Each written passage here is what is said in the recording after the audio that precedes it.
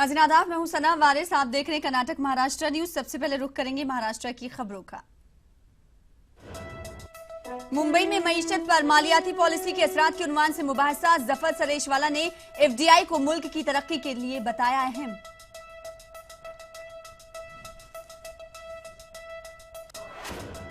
Samajwadi party leader Abu Asim Azmi ने एकनाथ खड़से का किया दिफा। दाऊद इब्राहिम से राब्ता कायम करने से मुतालिक इल्जामात पर किया दिफा। अबू आसिम आजमी ने बाइज्जत रिहाई पाने वाले मालेगांव के मुस्लिम नौजवानों को माली इमदाद देने का हुकूमत से किया मुतालबा।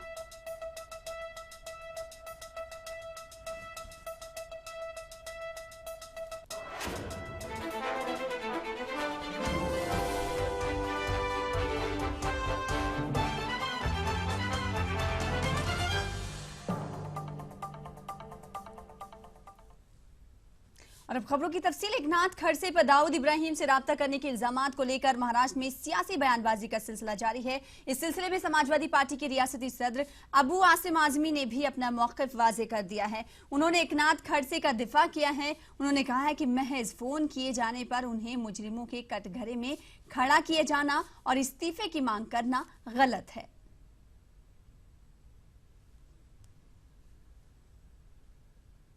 दाऊद इब्राहिम का नंबर आता है टेलीविजन के ऊपर, दिखाया जाए भाई ये नंबर से आया, ये नंबर उनका है, ये उनका एड्रेस है।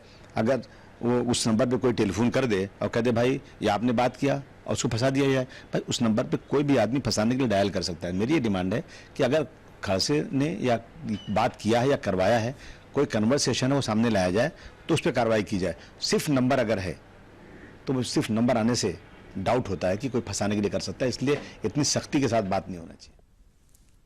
तो वहीं अबू आसिम आजमी ने यूपी असेंबली इंतखाबात में आजम खां, असदुद्दीन ओवैसी और अहमद बुखारी के एक प्लेटफॉर्म पर आने से मुतालिक खबरों को गलत बताया। उन्होंने साल 2006 बम धमाका मामले में बाइज्जत रिहाई पाने वाले मालेगांव के मुस्लिम नौजवानों को माली इमदाद देने का हुकूमत से मुतालबा भी किया।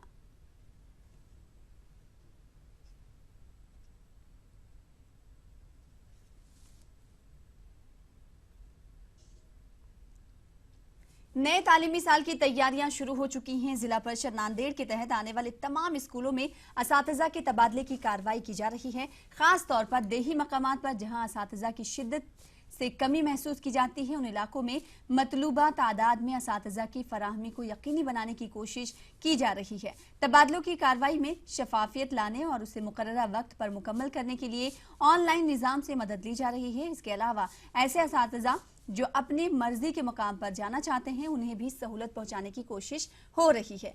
नए तालीमी साल का आगाज 12 जून से होने जा रहा है।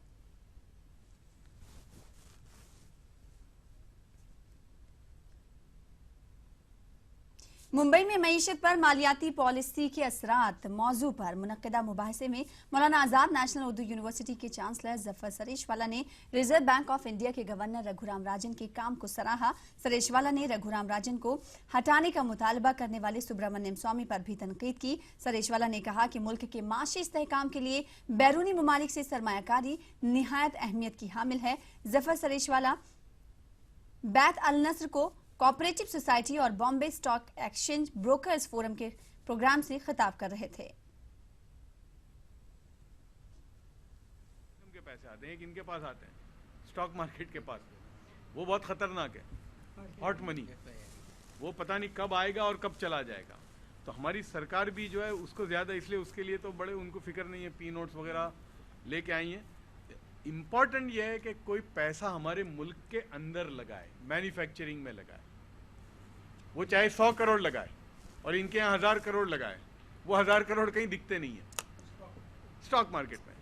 वो भी दिखता है कि वहाँ पैसा आ रहा है, लेकिन इम्पॉर्टेंट जो मनी है जो हमारे लिए, वो फॉरेन डायरेक्ट इन्वेस्टमेंट है। मुंब्रा में तेजी से मुस्लिम आबादी में इजाफा होने के सबब यहाँ कब्रिस्तान की भी सख्त जरूरत महसूस होने लगी है, लेकिन बरसहा बरस से इंतजामिया लोगों को सिर्फ दफातर के चक्के लगवाने पर मजबूर कर रही है। दूसरी तरफ शहर के कदीम कब्रिस्तान का ये आलम है कि इसमें एक लाश ठीक से गलने नहीं पाती कि मजबूरन उसी कब्र में दूसरी लाश को दफनाना पड़ता है, जिसके सबब यहाँ से बदबू आने लगती है। ऐसे में इंतजामिया से नाराज प्रतिष्ठान ने रमजान के बाद इस कब्रिस्तान को तदफीन के लिए बंद करने का ऐलान कर दिया गया है।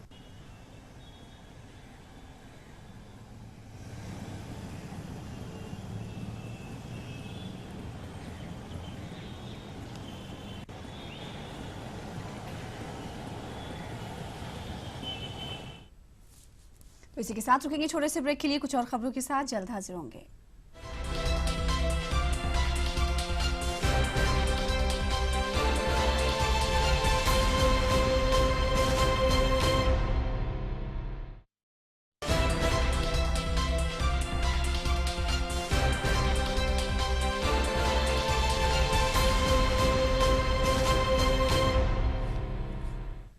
ब्रेक के बाद नजर डालेंगे कर्नाटक की सुर्खियों पर।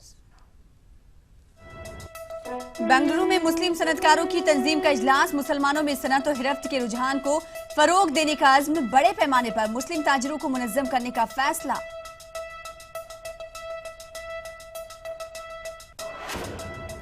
कोलार में आवारा कुत्तों की दहशत। 3 कमसिन लड़कियां बनी शिकार। इंतजामिया पर बेहिसी के मुजाहरे का इल्जाम।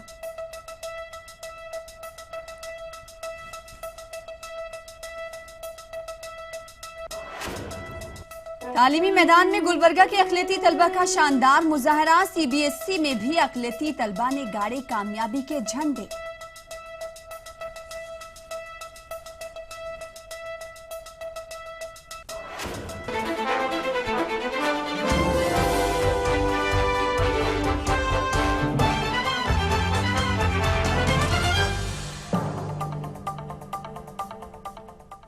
और अब खबरों की तफसील। बेंगलुरु में मुस्लिम सनतकारों की तंजीम MIA का इजलास मुनक्किद हुआ। इस इजलास में सनतकारी के तई मुस्लिम तबके में बेदारी पैदा करने के लिए मुख्तलिफ प्रोग्राम शुरू करने का फैसला लिया गया। मुस्लिम इंडस्ट्रीज एसोसिएशन के सदर AS खान ने कहा कि मुस्लिम तबका ज्यादातर तिजारत पर मुनहसिर है, लेकिन मुसलमान अक्सर गैर मुनज़्ज़म तरीके से तिजारत अंजाम देते आ रहे हैं। इससे मुसलमानों की माशी तरक्की मुतासिर हो रही है। मौजूदा दौर में किसी भी तिजारत को सनत की शक्ल दी जा सकती है, लिहाजा मुस्लिम इंडस्ट्रियलिस्ट एसोसिएशन ने इस सिलसिले में मुकम्मल रहनुमाई फराहम करने का मंसूबा बनाया है।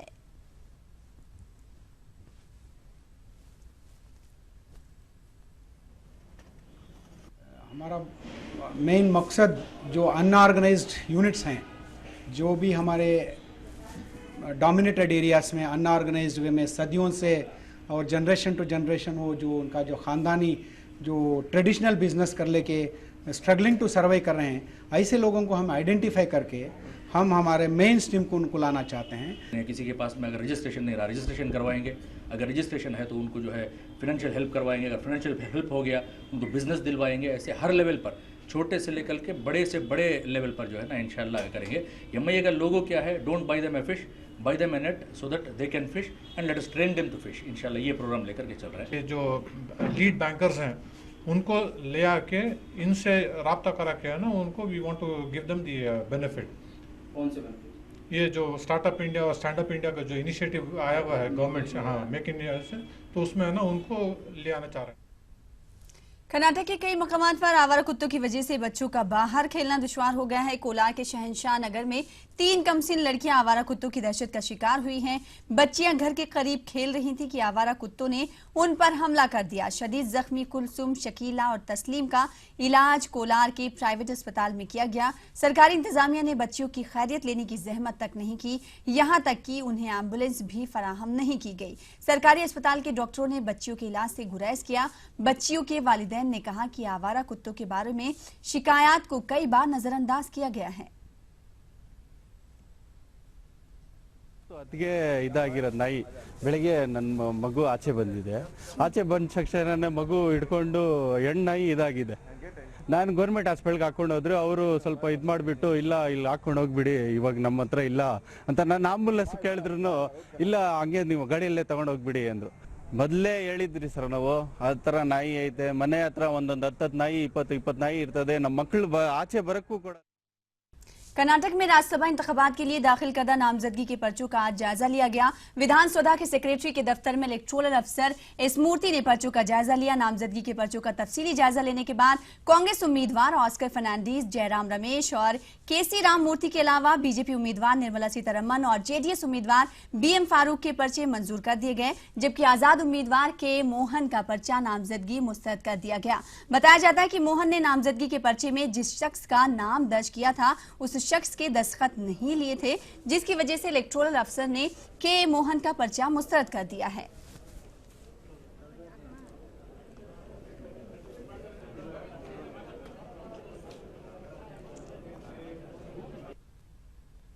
रियासत कर्नाटक की सियासत अब गर्मा चुकी है। राज्यसभा और कानून साज काउंसिल के इंतखाबात के लिए सियासी पार्टियां अपने अपने उम्मीदवारों की कामयाबी के लिए पुरजोश कोशिशें भी कर रही हैं। 2 मुस्लिम उम्मीदवार भी इंतखाबी मैदान में हैं।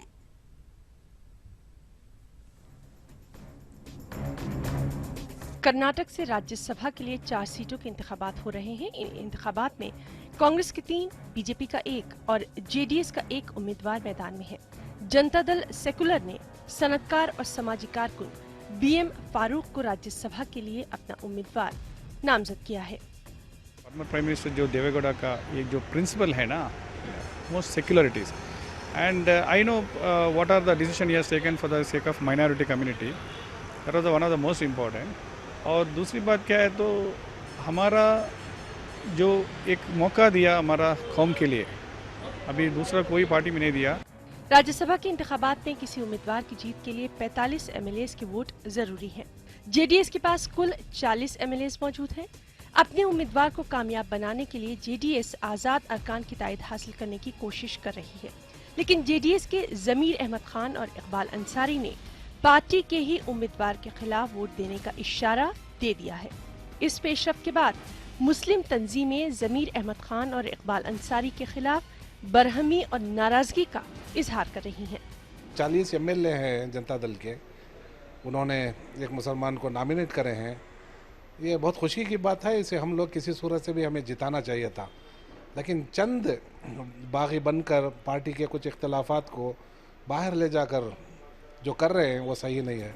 दूसरी जानिब कानून साज काउंसिल के इंतखाबात में रिजवान अरशद कांग्रेस के चौथे उम्मीदवार हैं। कांग्रेस की रियासती यूनिट ने रिजवान अरशद के नाम की सिफारिश नहीं की थी, लेकिन रिजवान अरशद पार्टी आला कमान से रुजू होकर टिकट हासिल करने में कामयाब हुए हैं। ETV news, Bengaluru. रवां साल गुलबर्गा में अक़लियती तलबा ने 10वीं और 12वीं जमातों के नताइज में शानदार मुजाहरा किया। रियासती बोर्ड के अलावा सीबीएसई के 10वीं के नताइज में भी गुलबर्गा के अक़लियती तलबा ने कामयाबी के झंडे गाड़े हैं। अबुल खैर हकीम ने सीबीएसई से 10वीं जमात में मजमूई तौर पर 10 मार्क्स हासिल किए हैं।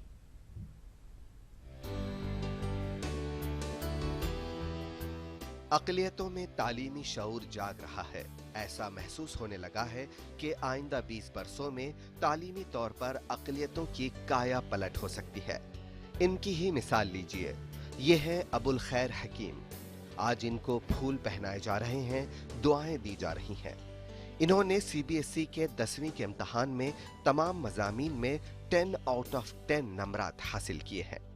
कामयाबी से सरशार अबुल खैर हकीम का कहना है कि वो खिदमत खल्क के फलसफे पर यकीन रखते हैं। ट्यूशन वगैरह पे ज़्यादा ध्यान ना दें, घर की मेहनत ही काम आती है। सभी फैमिली मेंबर्स का रूट मेडिकल की तरफ ही है, इसीलिए मैं भी मेडिकल ही करना चाहता हूँ। अबुल खैर हकीम के वालिद अबुल फजल पेशे से इंजीनियर और सरकारी मुलाजिम है। अबुल फजल कहते हैं कि बच्चों को वालिदैन के ध्यान की ज़रूरत होती है।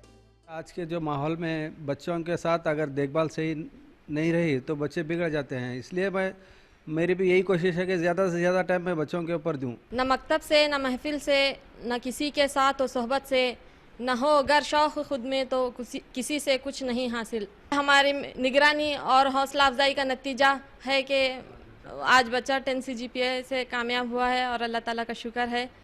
अबुल फजल के मुताबिक अबुल खैर शुरुआत से ही काफ़ी ज़हीन है और मुख्तलिफ मौक़ों पर कई मेडल से सरफराज किए जा चुके हैं। ईटीवी न्यूज़ के लिए गुलबर्गा से जवाद मीर की रिपोर्ट। चंद माह कबल ग्राहकों की आंखों में आंसू लाने वाली प्याज अब किसानों को खून के आंसू रुला रही है। कुछ अरसे पहले प्याज की कीमत में इजाफे की वजह से लोग परेशान हाल थे, लेकिन अब प्याज की कीमत में गिरावट आ जाने की वजह से किसानों का बुरा हाल है। प्याज की काश्त तकरीबन 50% कम हो गई है। जिला बीजापुर में गुज़िश्ता साल 20,000 हेक्टेयर पर प्याज उगाई गई थी। चंद माह कबल तकरीबन 1,500 रुपयों में 1 क्विंटल प्याज फरोख्त हो रही है। अब कीमत में 300 रुपयों की गिरावट हुई है। किसान प्याज की कीमत में इजाफे के मुंतजिर हैं। मुझे दें इजाजत, आदाब।